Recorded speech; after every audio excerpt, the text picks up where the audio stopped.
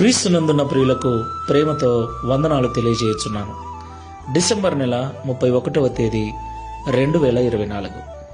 ఈరోజు దావీదు గారి ద్వారా దేవుడు మనకు చేస్తున్న వాగ్దానం ఏమిటనగా కీర్తనల గ్రంథము 115వ కీర్తన 13వ చరణం. పిన్నలనేమి పెద్దలనేమి తన యందు భయభక్తులు గల వారిని యెహోవా ఆశీర్వదించును. ఆమేన్. నా ప్రియమైన సహోదరి సహోదరులారా, దేవుని ఆశీర్వాదం కొరకు మనమందరము కూడా ఉపవాస ప్రార్థన, విజ్ఞాపన ప్రార్థన, కన్నీటి ప్రార్థన, ఇలాగ ఎన్నో రకాల ప్రార్థనలు చేస్తున్నాం. కొన్నిసార్లు కానుకలు అర్పిస్తూ ఉన్నాం, కొన్నిసార్లు దాన ధర్మాలు చేస్తూ ఉన్నాం. ఇలాగ రకరకాలుగా దేవుని ఆశీర్వాదం పొందుకోవటానికి అనేక రకాల నీతి క్రియలు మనం చేస్తూ ఉన్నాం. అయితే పిల్లలైనా పెద్దలైనా ఎవరైతే దేవుని యందు భయభక్తులు కలిగి జీవిస్తారో వారిని మాత్రమే దేవుడు ఆశీర్వదిస్తానని ఈ ఉదయకాల సమయంలో మనతో మాట్లాడుతున్నాడు. అవును ప్రియులారా, దేవుని యందు భయభక్తులు లేకుండా మనము ఎన్ని నీతి క్రియలు చేసినా అవి చింపిరి గుడ్డలతో సమానమని పరిశుద్ధ గ్రంథం సెలవిస్తుంది.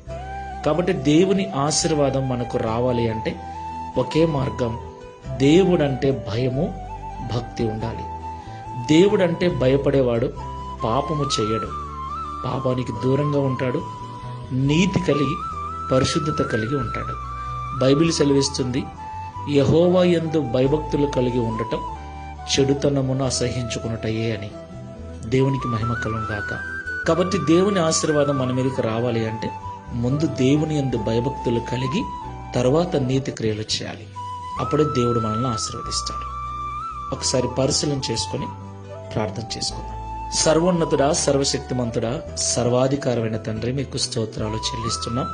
ప్రభువా, నీ దయగలిగిన కృపను మాకు తోడుగా ఉంచి 2024వ సంవత్సరం చివరి దినమున మమ్మల్ని సజీవుల లెక్కల్లో ఉంచినందుకు మీకు స్తోత్రాలు.